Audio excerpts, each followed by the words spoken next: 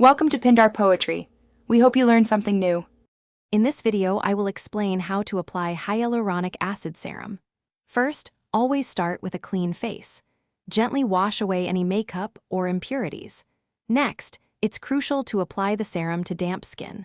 This helps the hyaluronic acid draw moisture into your skin rather than pulling it out. Just a few drops are usually enough for your entire face and neck. Once your skin is damp and you have your 2 or 3 drops ready, gently pat the serum onto your face and neck. Think of it as pressing the product into your skin, not rubbing it in.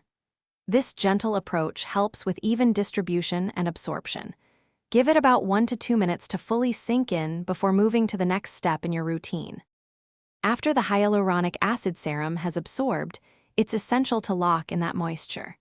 Apply your favorite moisturizer to create a barrier that prevents water loss.